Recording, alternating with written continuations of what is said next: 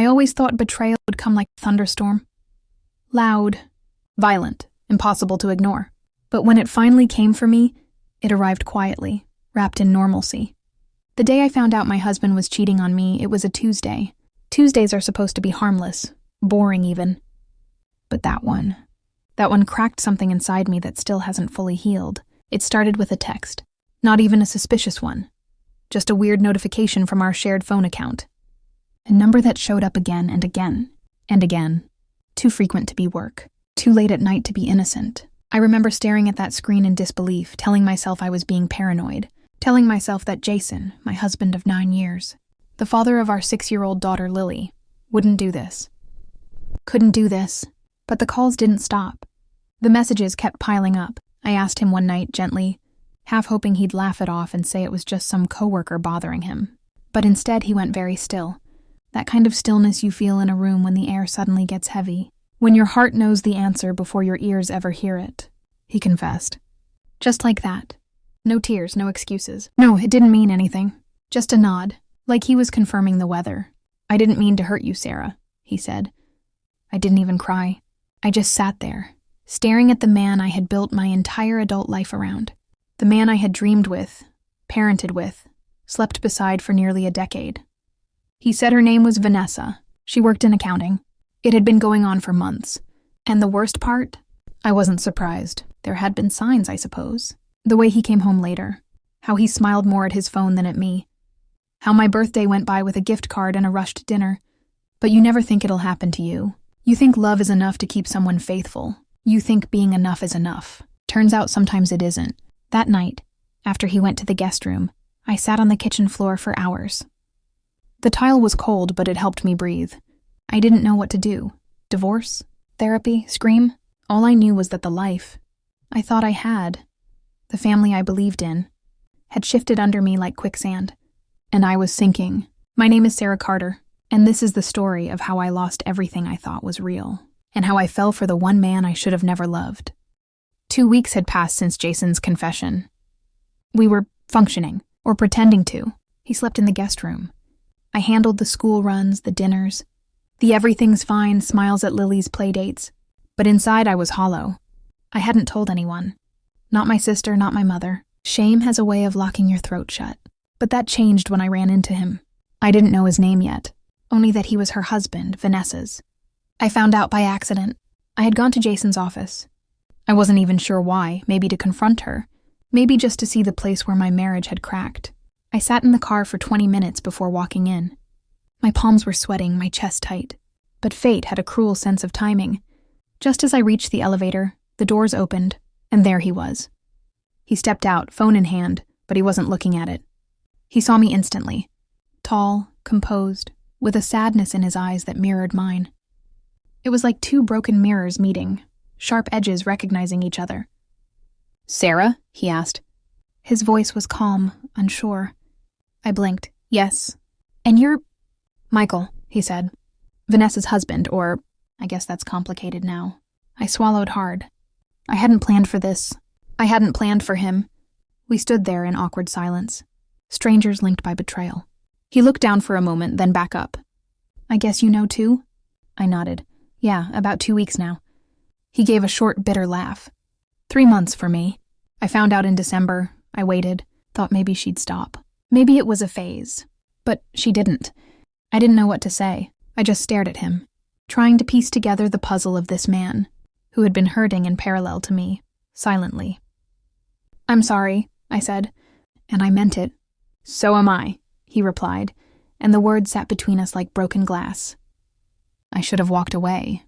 I should have left, let him go, gone back to my cracked foundation and started patching it up. But instead, we went to get coffee, not out of romance, not out of revenge, out of need, out of wanting to sit across from someone who understood. We sat in a small cafe 3 blocks down. He didn't order anything. I got a tea I didn't drink. We didn't talk much, just sat there staring at traffic, holding our wounds quietly. But something about his presence felt safe, familiar, like a mirror that didn't judge me for breaking. When I finally got up to leave, he asked, "Would it be all right if we talked again sometime?" I hesitated. This was dangerous territory, but something inside me whispered, You already crossed the line when your heart started to breathe again in his presence. Yeah, I said softly. I think I'd like that. I walked away that afternoon with a phone number in my pocket. And something else I hadn't felt in weeks. Hope. I told myself it was just coffee. That meeting Michael again wasn't anything more than two broken people trying to make sense of their shattered lives. But lies are funny things. The more you repeat them, the softer they sound. We met again the following week. A park this time. Neutral ground. Wide open skies. Safer somehow. Michael brought a coffee for me without asking. Somehow he remembered I liked it black with a little sugar. I hadn't told him that. He just noticed. Jason never remembered that. 9 years, and I still got lattes I hated. We sat on a bench overlooking a pond. Ducks floated by. Children laughed in the distance. And for a while, we didn't talk. It wasn't awkward. It was peaceful. Finally, he spoke. I keep asking myself what I did wrong. I turned to look at him. You didn't do anything wrong. Neither did you, he said softly. That was the first time I cried in front of him. He didn't move. Didn't try to comfort me with words. He just let me cry. Do you know how rare that is? To sit with someone who lets your silence be loud? I told him about Lily, about how I was trying to keep things normal for her. He smiled and said, That makes you a good mom, Sarah. And it hit me, my name, the way he said it. Gently, like it mattered. Jason hadn't said my name like that in years. We talked about everything, and nothing. About movies, about the silence in our houses, about the pain of sleeping next to someone who's already left. We didn't touch, not even a handshake goodbye. But something had already shifted. It wasn't love, not yet. It wasn't lust. Not at all. It was connection, real and raw. I didn't tell anyone about Michael. Not even my therapist. Some things felt too sacred to name. But that night I lay in bed, staring at the ceiling, and I realized something that scared me. I was looking forward to seeing him again. And maybe, just maybe, that was the beginning of something I wasn't ready to admit. Because broken people don't mean to fall. But sometimes, the fall is softer when someone else is falling beside you. The third time we met, it rained. Not a soft drizzle, but one of those sudden, wild storms that seem to fall out of nowhere. The kind that mirrors the chaos you carry inside. We ducked into a bookstore to escape the downpour. It was small and quiet. The kind of place that smelled like paper and dust and something older than time.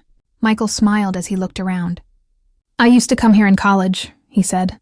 I'd hide in the poetry section and pretend I understood it. I laughed, truly laughed, for the first time in what felt like months. Pretending is half the charm. We sat by the window, raindrops tracing frantic paths down the glass. I don't remember what we talked about that day, only how close we sat, how our knees almost touched, how the space between us began to feel charged. He told me about his childhood, his mother, who had passed away 2 years ago, his father, who lived in another state and called twice a year. I told him about my dreams, the ones I'd packed away in the attic of my heart. I wanted to be a writer, I said. Why didn't you? He asked gently. I shrugged. Life, bills, a kid, a husband who never read anything I wrote. Michael didn't say anything, but I saw the shift in his eyes. That quiet fury, not for me, but for the way I had been overlooked, diminished. He asked, Do you still write? I nodded. Sometimes. At night, when everyone's asleep. Then you're still a writer, he said. Don't let anyone take that from you. And that did something to me. He saw me, not just as the wounded wife, not just as someone grieving a life that had unraveled. He saw the pieces I had forgotten were even there. We walked back to our cars once the rain slowed. He opened my door for me, something Jason hadn't done since we were dating. And then we stood there, between two parked cars, rain dripping from our coats, silence stretching too long. His eyes met mine, and suddenly everything inside me screamed, don't do this. That this moment was dangerous. That there was a line, and we were teetering on the edge of it. He reached out slowly and tucked a strand of wet hair behind my ear. I didn't move. Sarah, he whispered, my name catching like breath. I should have stepped back. I should have stopped it, but I didn't. Our lips met, soft, hesitant, filled with grief and want and confusion. It lasted only a second, but that second changed everything. We pulled away at the same time, both breathless. I'm sorry, he said. Me too, I replied. We didn't say anything else, just got in our cars and drove in opposite directions. But the truth hung heavy between us, like the storm that still hadn't cleared. We had crossed a line, and there was no going back. The morning after the kiss, I stood in my kitchen, staring at the coffee pot like it held the answers I didn't want to hear. Jason walked in, rubbing his eyes. "Didn't hear you come to bed last night," he mumbled. I forced a smile. I couldn't sleep. He didn't question it. He never did. That was the problem. I poured us both coffee. His with cream and sugar, just how he liked it. Mine black, bitter. Exactly how the guilt tasted as it settled into the pit of my stomach. I kissed another woman's husband. I kissed a man whose pain mirrored mine, a man who saw me in a way Jason hadn't in years. But that didn't make it right. And no amount of lonely nights or broken promises could justify what I had done. I kept replaying the moment in my head. The way Michael looked at me. The warmth of his hand. The silence that begged for something we shouldn't have given it. I told myself it was a mistake. A moment of weakness. That it wouldn't happen again. But lies are addictive, especially the ones that sound like protection. The day dragged on like a punishment. Lily spilled orange juice at breakfast, and I snapped at her. Not because of the mess, but because I was unraveling inside. Jason looked at me, surprised. "Everything okay?" "Just tired," I lied. That night, I opened my laptop and stared at a blank document. I hadn't written anything meaningful in years, but the words burned in my chest. I typed a single line. "How do you forgive yourself for needing something forbidden?" I didn't send Michael a message. I didn't call, but I checked my phone. 10 times. 100, if I'm being honest. Nothing. The silence between us stretched like a fault line. One crack away from shattering. I wondered if he was feeling what I felt. The regret. The ache. The temptation. Jason kissed me goodnight that evening. A routine kiss, familiar, lifeless. I closed my eyes and tried to feel something. Anything. I couldn't. And that terrified me more than the kiss with Michael, because it meant something was already gone. Not just between Jason and me, but inside me. A piece of me had drifted, crossed over, and no matter how much I tried to rewind time, I couldn't unknow the warmth of another man's hand. Or the truth that whispered through my guilt. You're not just grieving your marriage. You're beginning to want something else. It was 3 days after the kiss when he finally called. Not a text. Not a vague "how are you" message. A real call. His name lit up my screen, and my breath caught in my throat. I hesitated for a second, thumb hovering over the answer button. But I knew I'd answer. I knew it before the phone even rang. "Hey," I said softly. His voice came through, low and quiet. "Hey." Silence stretched between us like an old friend neither of us had the words to greet. "I wasn't sure if I should call," he said. "You were right to," I whispered. He let out a breath, shaky and full of everything we weren't saying. "I haven't stopped thinking about it." "Me neither." "I'm not proud of it," he added quickly, as if the confession would cleanse it. "Neither am I. But still, we thought about it. We both knew that." He asked if I wanted to meet. Not in some dark place or hidden corner, but the same coffee shop from our first meeting. Public, safe, honest in a strange way. I told Jason I was going to meet an old friend. The lie tasted easier this time, and that scared me. When I saw Michael again, something had changed. There was a weight in his eyes I hadn't seen before. A gentleness, yes, but also hesitation. Like he was afraid we'd already fallen too far. We didn't touch. Not at first. We just sat across from each other, letting our eyes say everything we were too afraid to. "I miss the way I used to feel," I said, not knowing where the words came from. "Before I became someone else's shadow." He nodded slowly. "You're not a shadow, Sarah." "I feel like one," I admitted. He leaned forward, elbows on the table. "You don't deserve to feel that way." "Not ever." A tear slipped down my cheek before I could stop it. "I used to be someone," I whispered. "I used to have dreams, and now I just survive." Michael reached out then, his hand brushing mine, soft, tentative. It was a small touch, but it lit up something inside me. We didn't kiss. We didn't even linger long. But when I walked away, I realized something. This wasn't about revenge. It wasn't about lust. It was about remembrance. Michael reminded me of the woman I had buried under laundry. Guilt and quiet dinners with no conversation. He reminded me that I was still alive. And that might have been the most dangerous thing of all. It was a Tuesday. Just a regular, gray-skied, laundry on the sofa, cereal for dinner Tuesday. until I came home from dropping Lily off at school and saw my journal on the kitchen table. Open. Jason sat at the table like he had been waiting for me, elbows on his knees, fingers locked together, staring at the same page I had written the night before. I froze. He didn't look up right away. When he finally did, there was no anger, no shouting, no accusations, just one question. Who's Michael? My mouth went dry. I could have lied. Said he was someone from work. Said the pages were just fiction. But he had read too much. The names, the places, the kiss. My secrets were no longer mine. I didn't mean for it to go that far, I said quietly. Jason looked at me like he didn't recognize me. You wrote that you don't feel loved anymore. That you feel invisible in this house. I nodded. Because I do. He stood then, pushing the chair back with a screech. So you found someone else to make you feel seen? I wanted to scream that it wasn't like that. That I didn't go looking for Michael. That he didn't seduce me or chase me. That I stumbled into him. The way a drowning person finds a piece of driftwood and holds on. But how do you explain emotional starvation? To the person who was supposed to feed you? I didn't sleep with him, I said. Jason laughed bitterly. Oh well then. That makes it okay, right? No, I said, voice cracking. It doesn't. Nothing about this is okay. But you haven't touched me in months. You haven't asked me how I feel. You don't even look at me anymore. He shook his head. So you wrote about him. About how he sees you. About how he listens. There was venom in his voice, but also hurt. Deep, raw hurt. I hated myself in that moment. Not just for what I had done, but for how long. I had allowed myself to disappear before I broke. Jason didn't say much after that. He grabbed his keys and walked out the door. And I was left standing there, next to the open journal that now felt like a confession booth. The silence in the house was crushing. I sat at the kitchen table for hours, reading and rereading the words I had written, wondering how I had gotten here. I didn't know what Jason would do.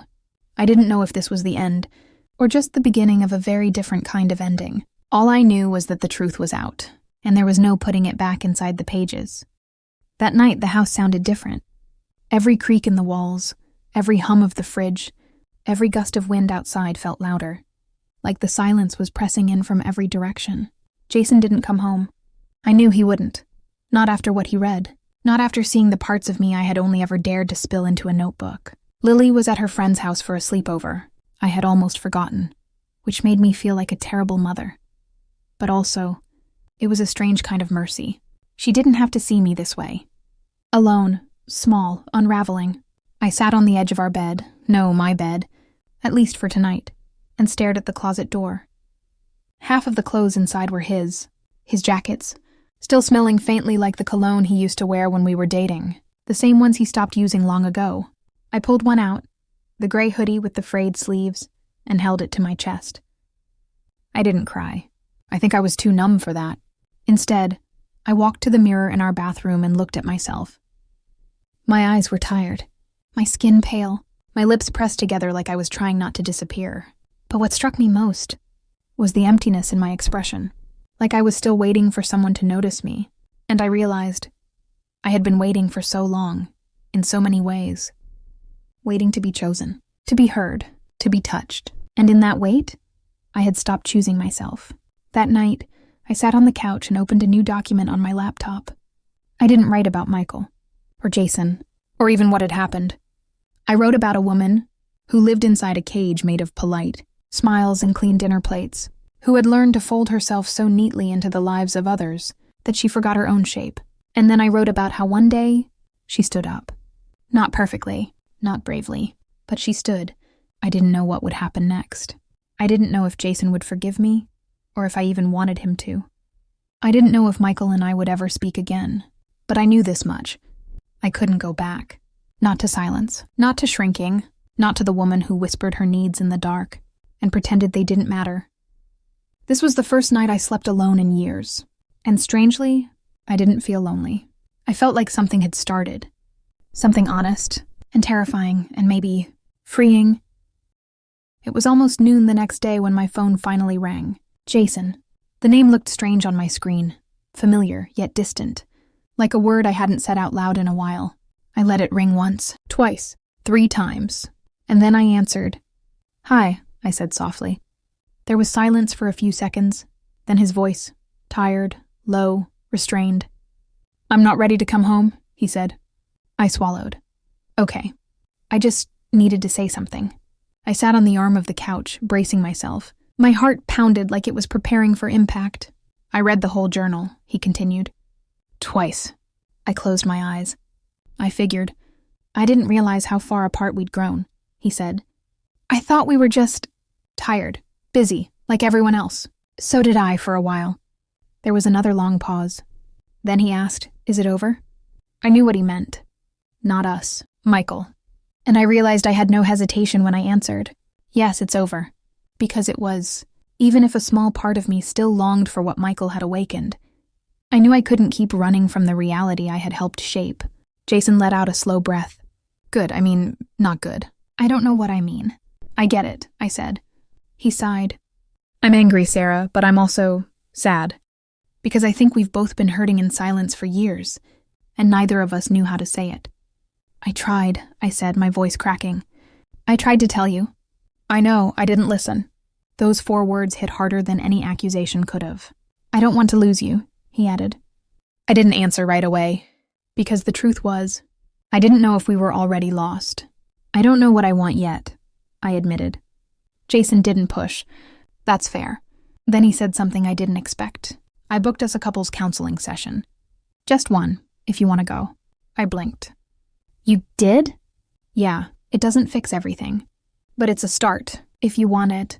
For the first time in a long time, I heard something in his voice I hadn't heard in years. Effort, intent, hope.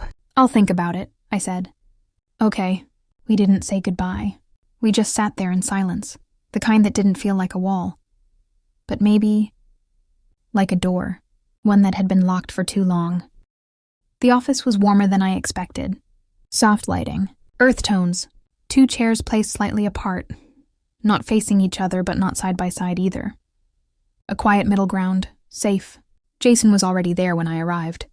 He stood when I walked in like he wasn't sure if he should hug me.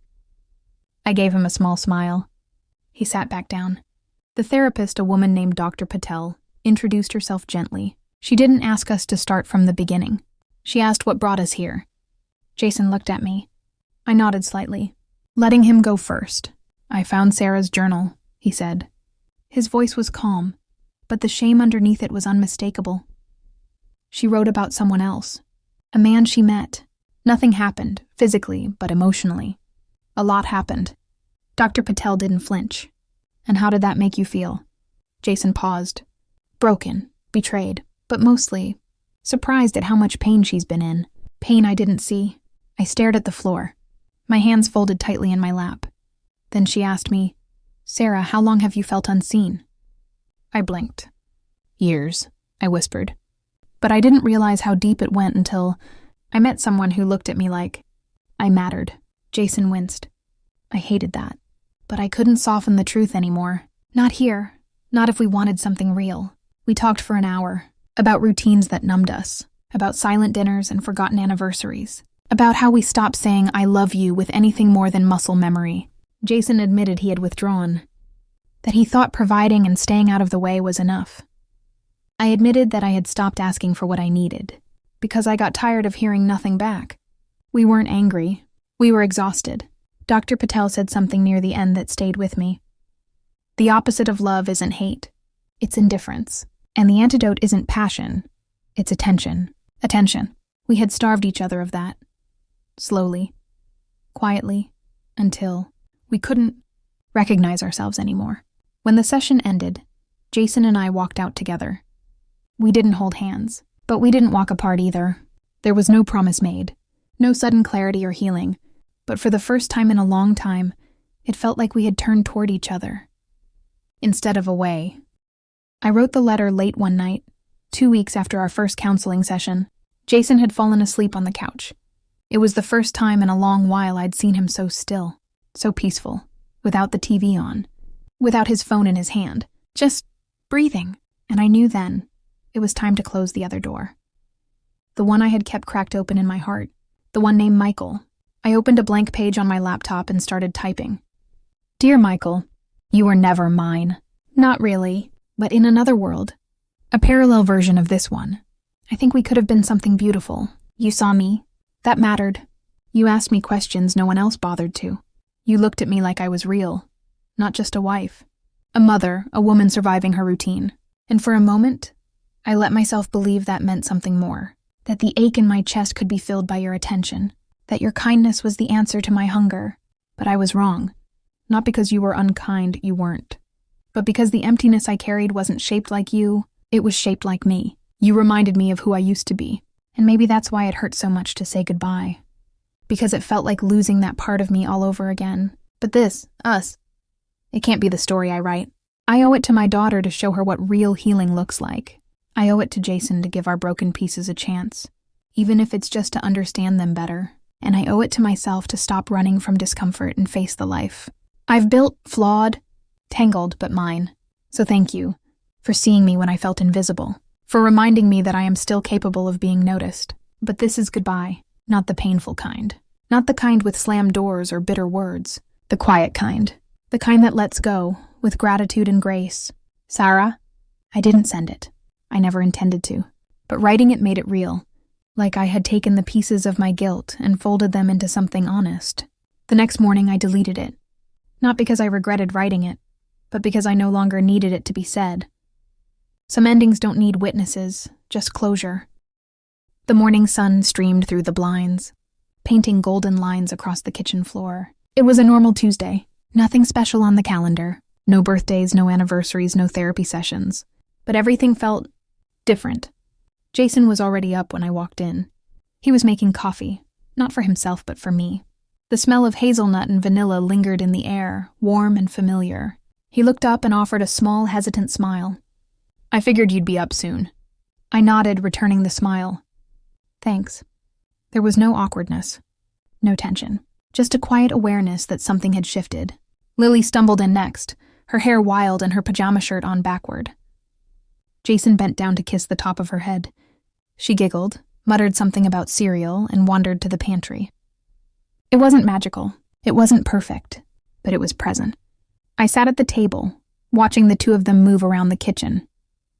For so long, this had been the background noise of my life. Mundane, predictable, overlooked. But now, I was noticing. Every laugh, every shared glance, every bit of effort. Jason placed a coffee mug in front of me. It was my favorite one. The chipped one with the faded, "Don't talk to me until this is empty" quote on the side. I looked at it, then at him. You remembered, I said softly. He shrugged, but there was emotion behind it. I'm trying. And he was, not with grand gestures or desperate apologies, but with attention. He asked me about my plans for the day. He listened when I told him. He didn't scroll through his phone. He didn't check out halfway through my sentence. He stayed. In the moment. With me, it had been a long time since I felt chosen. And for the first time in months, maybe years, I believed that healing didn't always have to look dramatic. Sometimes it looked like coffee in your favorite mug, like noticing the cereal's almost out, and writing it down without being asked, like saying I'm here without words. I sipped my coffee slowly, letting it warm my hands. Lily started talking about her class play, how she was going to be a tree and needed green tights. Jason promised they'd find the perfect leaf-colored ones after school. She beamed. I laughed, and in that laughter I heard something I hadn't in a long time. Us. A quieter version, a more fragile one. But real. Maybe mornings like this wouldn't come every day. Maybe some days we'd slip back into old patterns. But this felt like a beginning. A different kind of morning, and I was ready to meet it. It was just after lunch. Jason had taken Lily out for a surprise ice cream run. I stayed behind, planning to fold laundry and maybe enjoy 15 uninterrupted minutes of silence. I had barely sat down when my phone buzzed. Unknown number. I almost ignored it. I've gotten good at avoiding distractions. But curiosity got the better of me. Hey, it's Michael. I hope this isn't crossing a line. My stomach dropped. I hadn't heard from him in over a month. Not since I'd quietly ended things and written the letter I never sent. I stared at the screen. Another message came in. I just wanted to say I'm sorry. I've been thinking about what happened, and I realize I didn't respect the boundaries you were trying to rebuild. I wish you peace, truly. I sat frozen for a few seconds. Then I felt something surprising, relief. Not longing, not guilt, not anger, just a quiet sense of closure I didn't know I still needed. Michael hadn't been the villain in my story. He had been a mirror. He showed me what I was missing, not because he was the answer, but because I had forgotten how to ask the questions. I typed a response slowly, carefully. Thank you. I appreciate the message. I'm choosing to focus on healing with my family now. I wish you the same peace. I hit send. And just like that, the thread was cut. Gently, finally. I set the phone down and looked around my living room. Same couch, same walls, but everything felt different. I wasn't waiting for someone else to save me. I wasn't hoping for a different life, or a different man, or a different version of myself. I was here, present, rooted. When Jason and Lily came home, they were laughing. Lily had chocolate on her chin, and Jason was carrying 2 extra cones, just in case someone wanted seconds. He handed me one, grinning. Mint chocolate chip. Your favorite, right? I nodded, smiling. Still is. We sat on the porch, the 3 of us. Not perfect, not polished, but real. I took a bite of my cone and let the cold hit my tongue. The sun was warm. The air smelled like summer and something new. And for the first time in a long time, I didn't feel torn in two. I felt whole. It didn't happen overnight. There was no moment of thunder or revelation. No single scene where everything clicked into place, and I stood up taller, wiser, whole. Instead, it was quiet, gradual, almost imperceptible. I noticed it the first time I walked past the mirror and didn't flinch. When I saw my reflection and didn't immediately catalog every flaw. I noticed it when I said no to something without apologizing afterward. When I let silence fill the air without rushing to fix it. I noticed it the day Jason asked how I was feeling, and I actually told him, not just the edited version, the real one. I'm overwhelmed, I said. I feel like I'm rebuilding myself from dust. And he didn't try to fix it.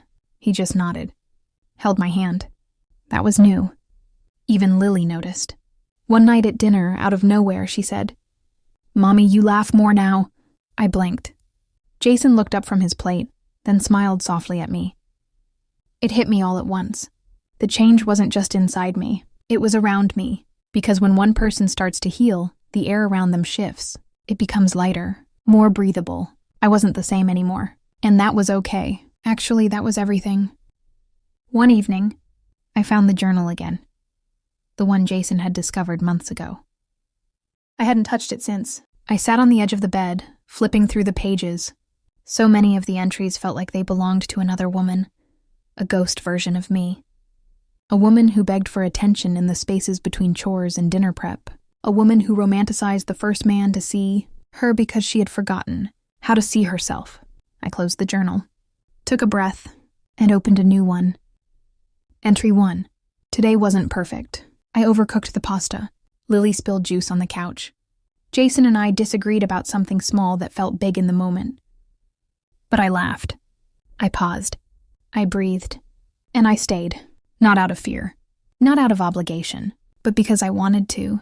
Because this version of me, bruised, growing, honest, is someone worth staying with. And for the first time in forever, I'm not waiting to be rescued. I am my own rescue.